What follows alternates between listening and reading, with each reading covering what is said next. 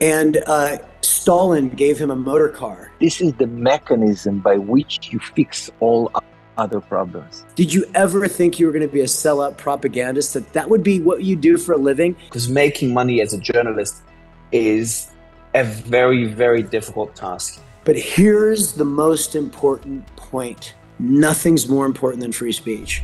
Growing up in the 1980s, people trusted the mainstream media. Legends like Dan Rather and Peter Jennings would show up for 30 minutes, distribute the news without bias, and nobody doubted their incentives. It's fair to say that that's changed in 2024, but reporting true news for an independent journalist is nearly impossible for a number of reasons. No platform has existed that's allowed them to do that without fear, with the ability to monetize and to know that they will never be censored or canceled. Roundtable is solving this problem. It brings national distribution, monetization directly through the RTB token, no censorship because it's on the blockchain, and of course, no bots because identities are verified by all of the users. James Heckman and Eyal Hertzog are the founders. Mario Nawfal and I, who are both equity partners, had a long discussion today with them about what is so important about this platform and why everybody needs to be a part of it. Let's go.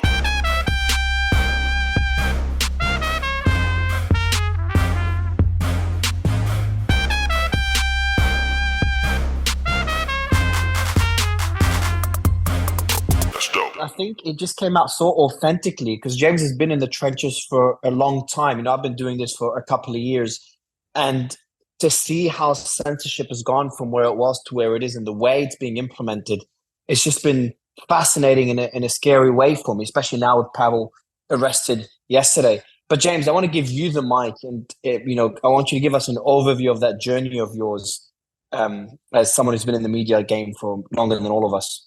Well, first of all, I'm really couldn't be more honored and excited to be working with passionate journalists like the two of you. And I really enjoy listening and watching you because you're really, although you're young, you're bringing back a bygone era, one when I started my career in the 80s, hate to admit, when journalists literally were trained out of college to not take a position, to ask questions of both sides, right? True journalism is like the jury system in the United States judicial system. And that is, you have a prosecutor and you have a defense attorney vigorously giving their information, and then the jury decides, right? And I love how both of you ask fair questions of both. And I think right now you see journalists who aren't really journalists, they're just PR people who say, this person espoused the false claim that, or the debunked notion that. If somebody tried to do that coming out of journalism school, when I was coming out of media school from Washington, you'd have been fired immediately. You would have been laughed at, really. You would have been lampooned. And it reminds me, when I was in Washington, D.C. during the COVID rallies, sitting in the Lincoln Memorial with Robert F. Kennedy and Ryan Cola and Robert Malone, and I whispered to Ryan, and I said, do you see that platform, that mezzanine? There's New York Times, CNN, Washington Post, like 25 major media guys with their cameras, and they all look like they're 26 years old, 27 years old, right? And I'm sure they were great students. But I said, hey, Ryan, I want you to ask them something. What Ryan asked is he pointed to them in front of 50,000 people. When you were in journalism school, an inspired liberal wanting to bring truth to the world, did you know that someday that you would sell out and be a shill for big pharma? That you would be carrying their false message so they could have $1 trillion of market cap? Did you ever think you were going to be a sellout propagandist, that would be what you do for a living and go home and have to face your family? It was an amazing moment. And they literally just kind of dropped their pads because 50,000 people were staring at them because they're not real journalists. What was that tipping point? Because I was asking, as I said, I was speaking to Kim.com and Andrew Tate just hours ago.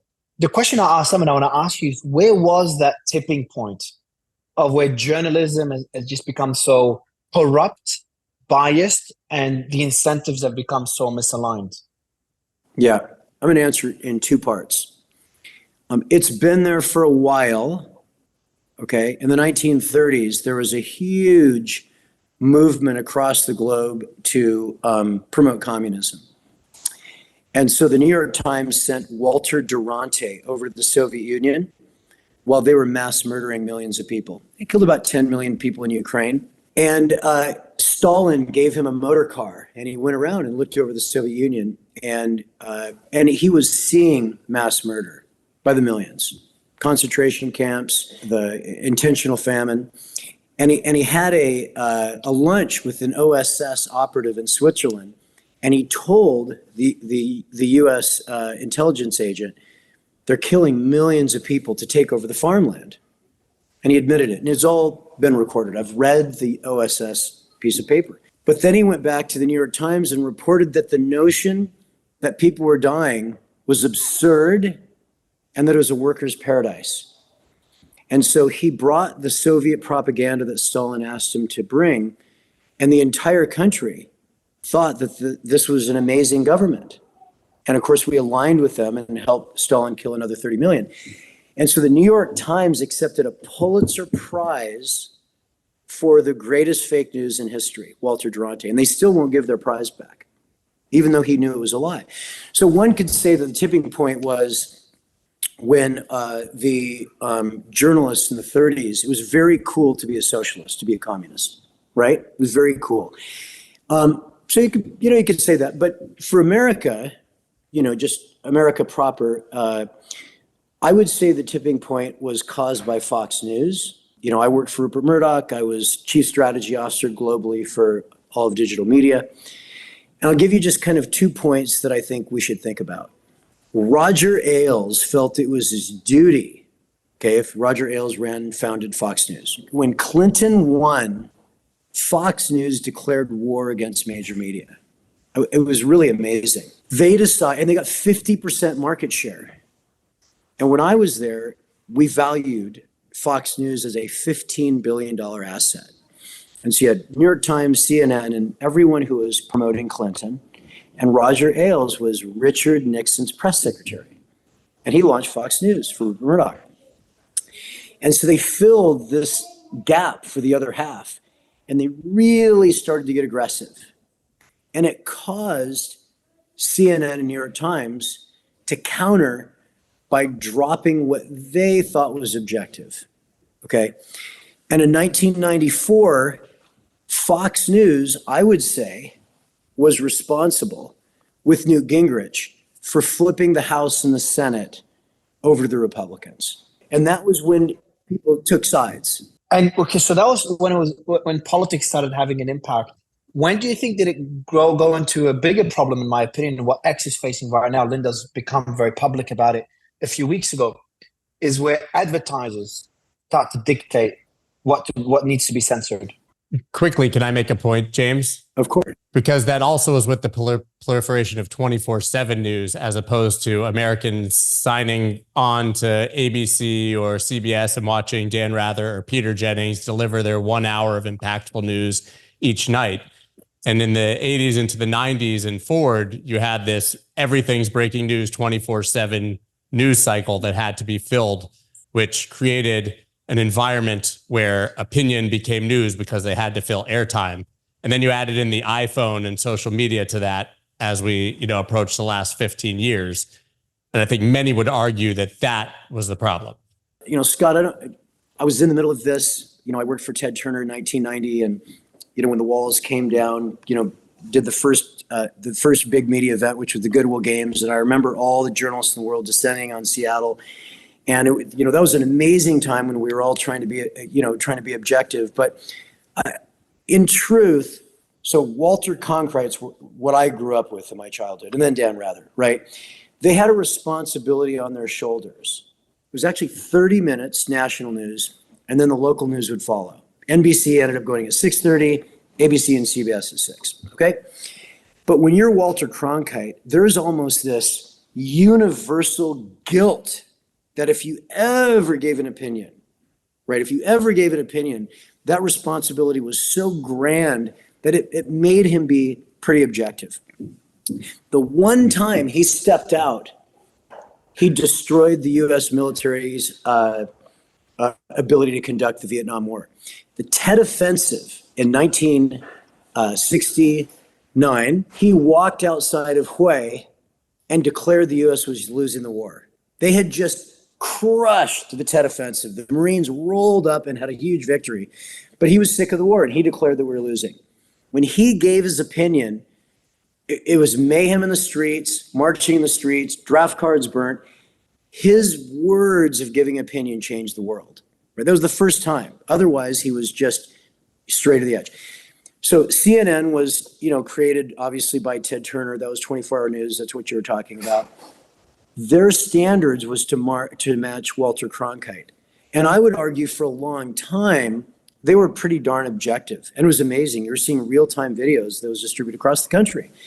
And they had, Bob Novak, and they would have wonderful debates between left and right. And it was really fair, and it was very civil. It was actually wonderful. It was probably the peak of journalism when CNN came out. And what I would say is, when Roger Ailes came out with all guns blazing for Fox, it kind of gutted everything.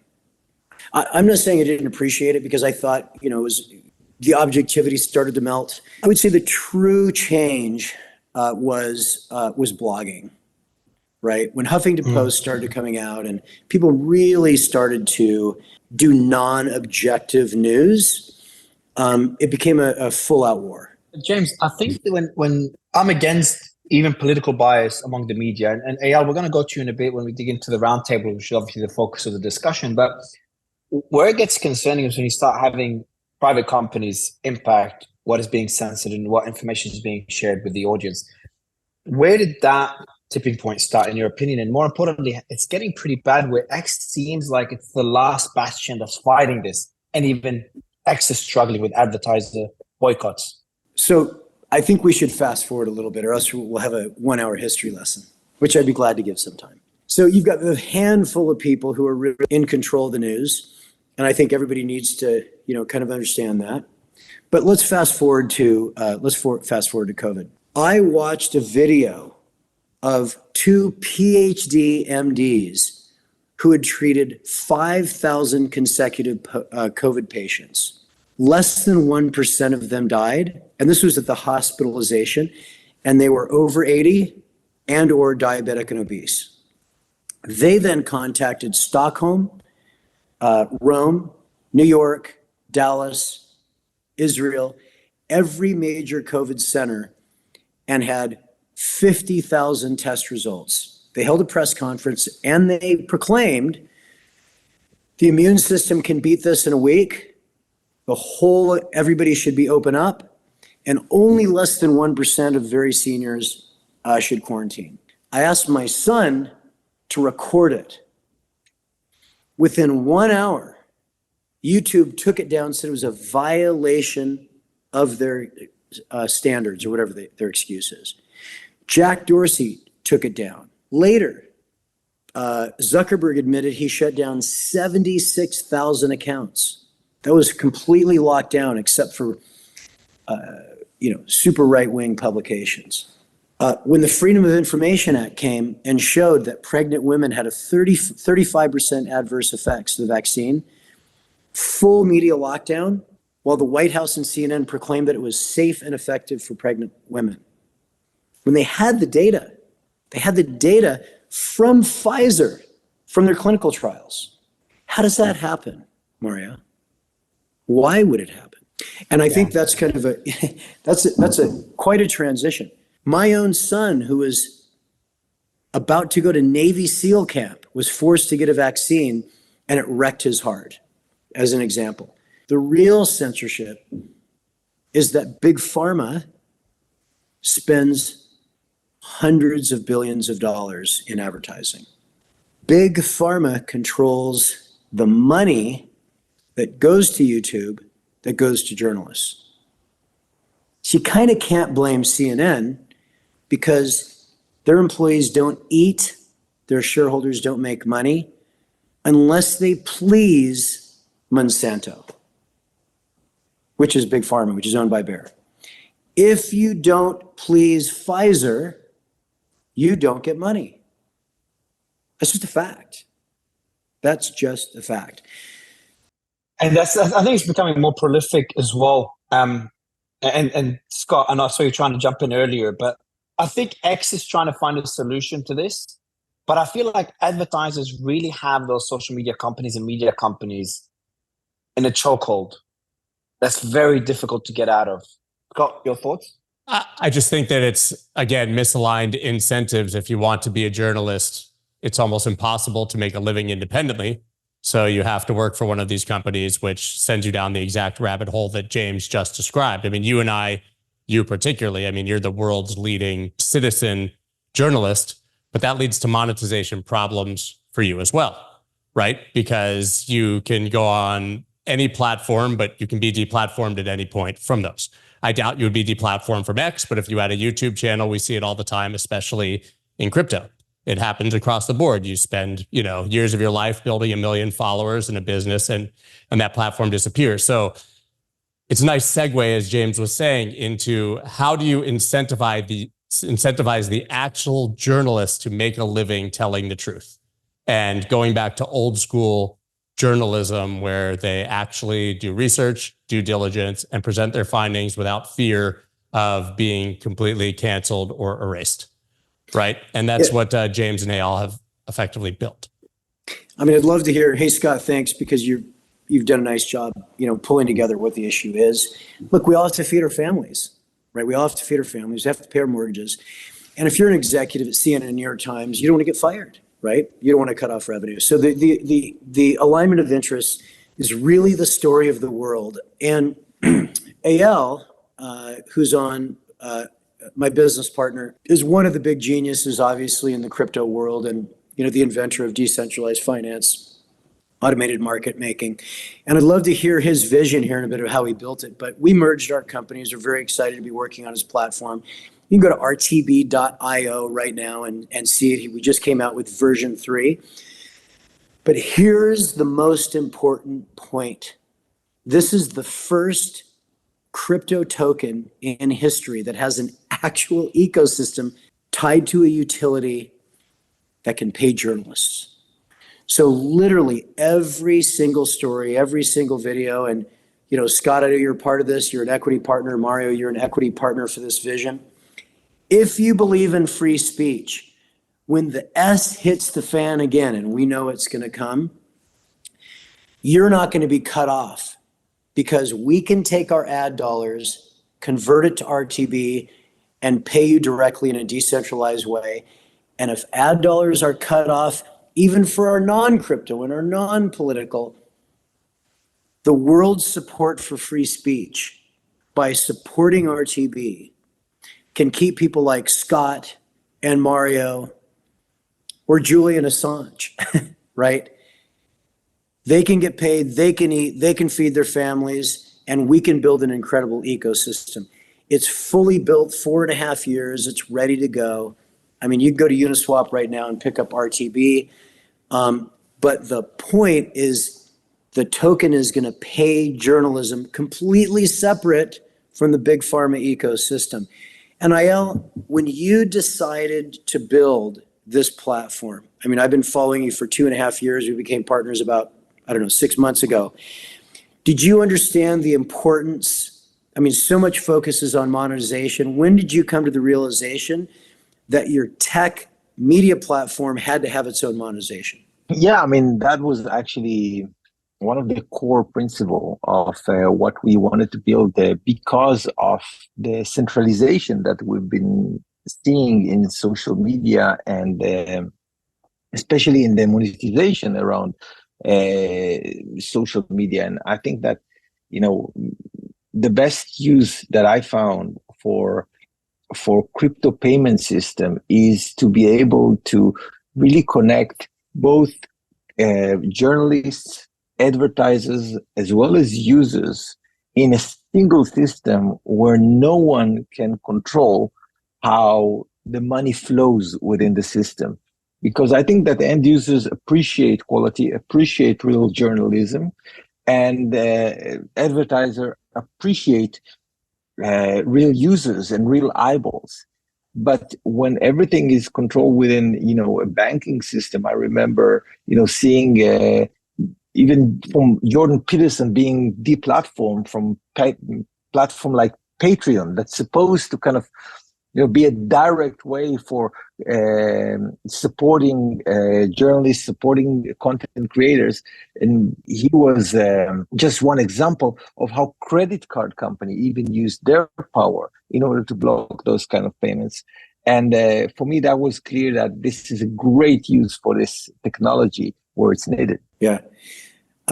So Eyal and I met at the Bitcoin conference 2.5 years ago. We became kindred spirits immediately. What we wanted to do, and I think we've achieved, is to get mass distribution to the people. And the problem with crypto media companies, whether it's Steam or Hive, they don't have access to mass distribution. It was a great exercise, but we're working in sports, we're working in finance, we're working in crypto. And what we've been able to achieve is we reach tens of millions of people already. And what we're doing is we're inviting pristine, committed, real journalists like Mario and Scott, sports journalists, and we won't talk about our media company right now, but when you reach tens of millions of users, you have real value for the journalists, you have real value for the advertisers, especially crypto advertisers, who typically are libertarian. And we've created our own multi-million-dollar ecosystem today and our distribution to tens of millions. We will never compete with X. We will never compete with Instagram or Facebook. That's a social network with hundreds of millions of accounts. And Scott and Mario, we want you to continue to work with Elon to be part of that incredible ecosystem. We have a very concise business model. The name Roundtable is exactly as you think, whether it's the Knights of the Round Table or roundtable discussion on stage in front of a crowd. Our new platform, and Eyal, so congratulations for your version 3 that just hit the App Store this week. Go to rtb.io or go to the App Store and type in, Roundtable. You'll see Mario there. You'll see Scott there. We've got dozens and dozens of elite journalists, and it really is a special place.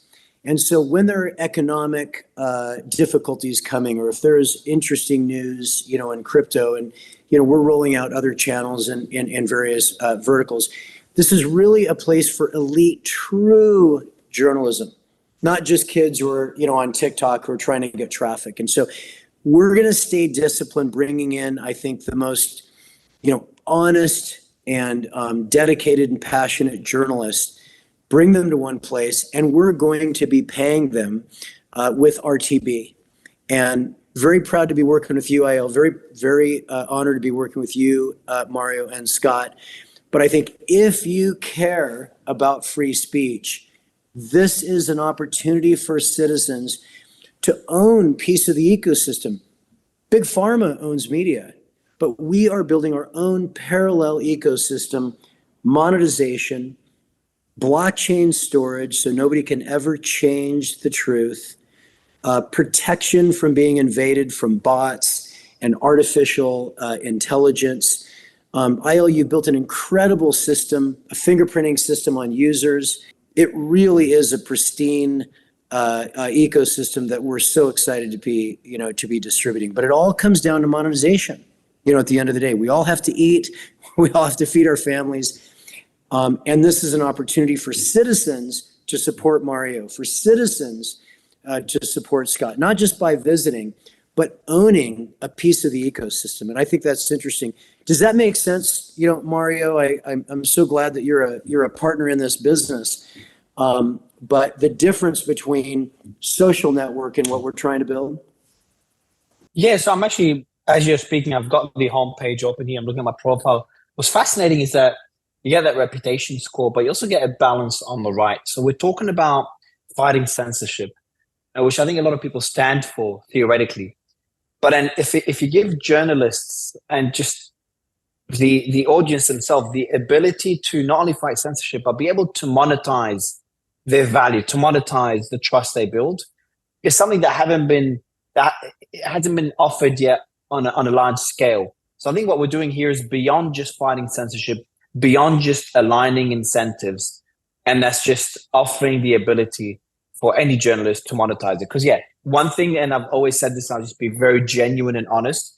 If I didn't have, a large business, etc., and other sources of revenue, and wasn't financially well off, I may not be doing what I'm doing now, because making money as a journalist is a very, very difficult task, which kind of leads to misaligned incentives, because then they have no choice but to work for those large companies that have, even though those large companies are struggling, they're not printing money right now. So they have no choice but to abide by the requests of their advertisers, because they need the advertiser money. But that model is starting to fracture. Oh, absolutely. Hey, one of the announcements, which I think is going to be exciting, as you know, this last, third of my life, I'm dedicated to supporting passionate journalists like you, Mario, and you, Scott. We have a lot of non-crypto, non-political, assets. Like we've got one of the biggest hockey networks in the world, just one example, 9 million, hockey fans, and we're making a lot of revenue on that. That's a lot of hockey fans.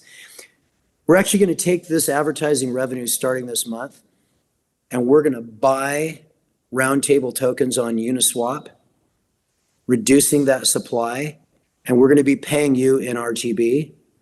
And so as we pay you and other journalists, we've got, hundreds of journalists now, they can have that as a permanent asset, right? You can cash out immediately if you like, but of course, supply is going to continue to go down. What citizens can do to support actual journalism, not propaganda, that one opportunity. If you own a piece of RTB, of Roundtable, the other thing that you can do is if somebody does a great story, we're starting to sign some journalists even younger than you guys that are amazing, and we can tip them. So a citizen can actually tip a journalist for a great story. That's going to be exciting. So we're kind of taking out this kind of huge monopoly that controls media. And so it's not just citizen journalists, and obviously you're number one, but citizen ecosystem participants. Can you imagine if you could watch Walter Cronkite and say, what an amazing story. You uncovered something great, and send Walter a tip. That's all now possible. The other thing that Eyal just rolled out a couple months ago, which I'm really excited about, Spaces is incredible, and I really appreciate that I've been able to be part of some of those great discussions. But we now have an on-demand Spaces on steroids, so that while you're sleeping, users can ask you questions in video on our new app. While they go to sleep and you wake up, you can then answer them. So basically a global video conversation in a thread on RTB. No company in the world has this. And what this is going to allow, because some moms, they may not be able to be on their own Spaces, and your Space is amazing, and it's, it's incredible. But the fact that you've got on-demand video questions back and forth, this is going to allow users who, after they drop off kids to school, they can go on and they can ask questions of Mario or Scott or Billy or Bob or whatever, and then you can answer it at your leisure. So incredible technology that has rolled out. I do want to make sure we want to support X. I think X has basically saved the world. I know senior advertising agency executives who I've been friends with since the 80s, as we grew the internet together, who said they've been told to strip X of all of its money. And they did. He shut off monetization. I think Elon can hire anybody he wants, but as long as he allows free, uncensored speech, 90% of the ad revenue is going to be taken from him. And so he's seeking other monetization. So I would encourage citizens, if there's a subscription opportunity to Scott or Mario or to whoever, and Elon comes out with the ability for journalists to generate revenue outside of advertising, I would encourage to follow Elon. I'm very, very excited about what he's done.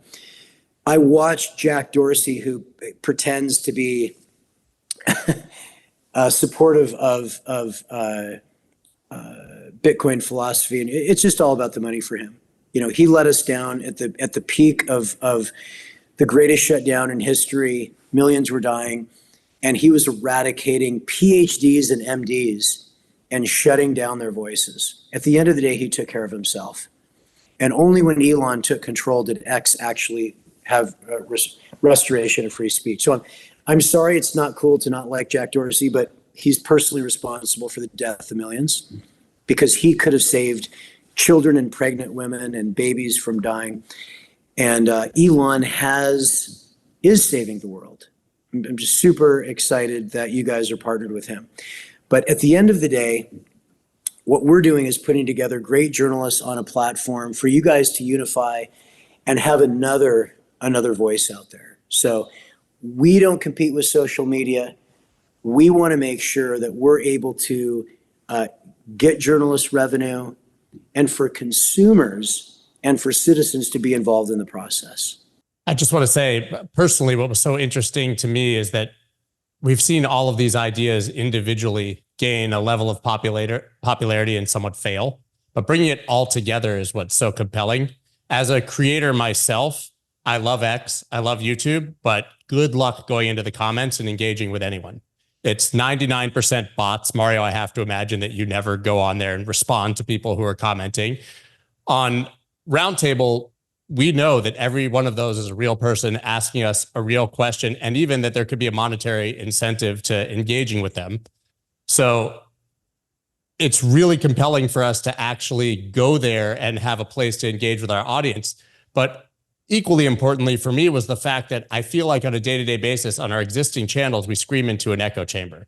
I know that everybody who's following me on YouTube is being fed a crypto algorithm. They're only seeing my content because they engage with Bitcoin or crypto. It's very hard to exit that sphere into TradFi. And it was actually the distribution side with the street that was exceptionally compelling to me, that I could go on the street weekly, like Mario and I both do, and speak to boomers with, multi-million-dollar portfolios by the tens of millions that would never find my content under any circumstances based on a social media algorithm elsewhere. And monetization is the cherry on top for someone like myself or Mario, obviously, who have businesses. But for others, I think that's incredibly compelling. And Eyal, I just want to, before we go, dig into how you were able to marry all of those things on the tech side and then make sure that that content is never removed. So you have the censorship resistance, distribution, monetization, and the fact that everybody you're engaging with are real. Those are 4 things you cannot find anywhere else. Yes, definitely. It's essentially every event, every comment, every post is an event that is recorded on chain forever. We used kind of second layer blockchains in order to make sure that the costs are making sense. So we're not recording everything on the Bitcoin blockchain. That would be way too expensive at this point. And I think that, the problem is when you build a crypto kind of network like that, it would only be used by crypto people. And we've seen many examples of that out there. I think that what's different in my thinking as we saw that those dynamics is that I realized that the most important thing that we can do is essentially to partner with someone who is coming from the real world of media, from that owns real media assets that normal people use, not just crypto people that kind of waiting for an airdrop or something like that. And I think this is why the relationship have been so successful with James, because even though James knew a lot about crypto when I met him, I think that we both saw the potential of kind of combining our forces together and essentially bring users from standard sports sites and the street and places like that, to bring them into kind of a crypto network where the crypto is completely in the back end, but it makes sure that you're not going to be censored, and it makes sure that you're always can monetize it, and it makes sure that if someone want to advertise on your content, no one can ever stop them, including the credit card companies, which I'm sure we'll get to that. Once I didn't believe that they would actually censor journalists from social media. I was naive. I've been in social media since it started. I remember meeting Mark Zuckerberg back when he has 5 million users. I had MetaCafe, my previous company, which was like a video sharing company. And I couldn't believe that someone would dare censoring like actual journalists. And then I couldn't believe that credit card companies would use their power in order to block, people that want to advertise ad hoc with content. But we've seen all those things happening. And the only solution that can, face the future and be fail safe from everyone that's trying to break it is a solution when you have really the crypto payment where it's all transparent. So you can actually see who is making money in the network today, who's generating more traffic. One of the big changes that Elon Musk, for example, did for Twitter is to show views on every tweet. I think that was amazing. But it's still, halfway there because you're still not seeing, how much they're making. There's a lot of ads showing around the tweets and people paying for that. And I think that this is kind of the transparency that we can provide and to make sure that people trust us, that, they don't need to trust us because they can see that the ad dollars that are coming into the system are distributed to all the journalists in a fair basis according to the audience that they bring and the amount of engagement they generate. They can see that in real time, right? That's one of the most compelling things, a dashboard for the journalists who can see exactly what they're earning, where it's coming from, and how. Exactly. I mean, Scott, at the end of the day, I think the most absurd thing, even with Elon, is that Silicon Valley CEOs can't help themselves. They have stolen everybody's data.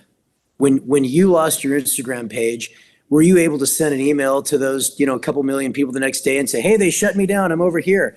No, they stole your audience, right? I hate to go back to the 80s, but can you imagine if you're a pizza company and you bought an ad in the Yellow Pages for 10 years and you got all the phone numbers and address, and then one day the Yellow Pages said, hey, you know what? You need to give me all of your addresses and phone numbers. You paid me for 10 years. They're our customers, not yours. That's obscene. It's like, I can't believe it's not a violation of the Sherman Antitrust Act. And what we're doing for Scott and the dozens and dozens of journalists that are working with us right now, those are your customers. That's your content forever in the blockchain. When we started publishing at mainstream media information about COVID on the front page of Sports Illustrated when I was running it, when I left, it was pulled off the internet forever, right? So we want everything for you to have control, for consumers to see forever, everything transparent, but your audience is yours, Scott, and it should be there and maybe pass on, to your son or daughter someday to, run your next business. We don't believe that we should control. The citizens should control, the journalists should control. The audiences and the journalists are together and they shouldn't be separated. And major Silicon Valley platforms literally won't allow them to see each other or talk to each other. And I think that's absurd. And also, if you go to your page on X, or Mario, you go to your page on X, or if you go on YouTube, it's filled with other people's content.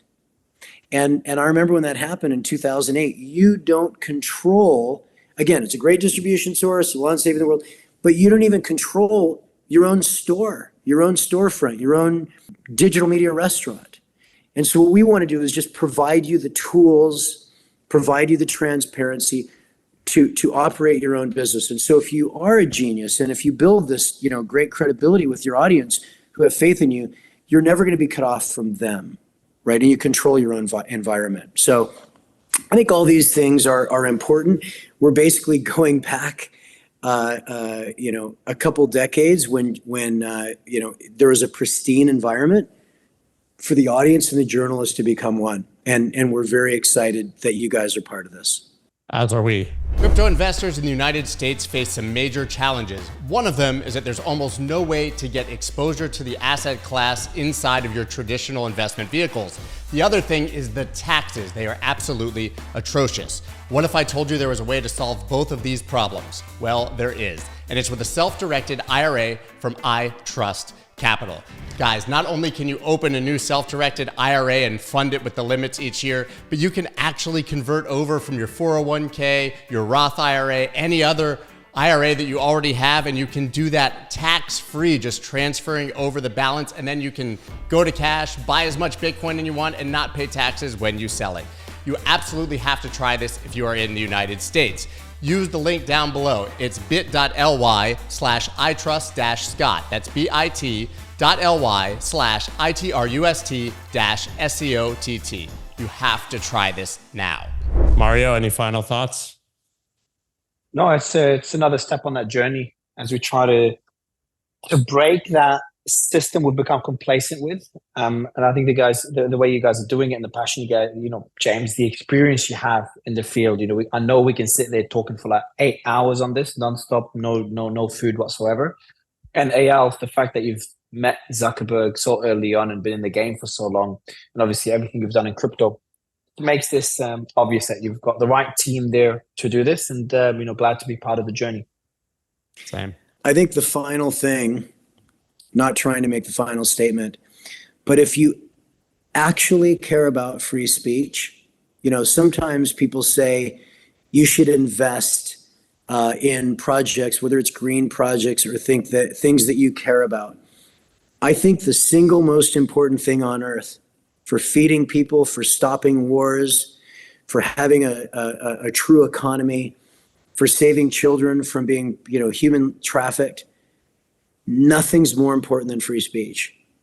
There's nothing more important than free speech. We saw in the last few years, millions died because information was suppressed. If you care, if you own RTB, you are taking action. So that's valuable for journalists. So even if Stripe cuts them off, even if PayPal cuts them off, even if the Canadian truckers get cut off by, TD and CBIC, you can do your part to make sure that the currency to pay for free speech has value. So you can actually do something as a citizen now. And it's all built nearly 5 years of incredible PhD level engineering out of Israel that Eyal and his team has put together. And then now we've got all of these participants moving this project forward. So those are my final words.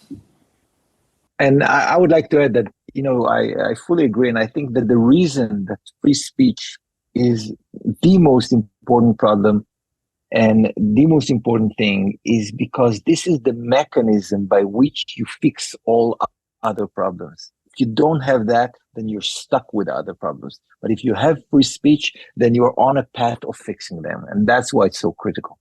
I think that sums it up perfectly. Thank you so much, gentlemen. It's been a pleasure, obviously, being a part of the ride, having this conversation, but more importantly, looking forward to seeing this go worldwide very soon.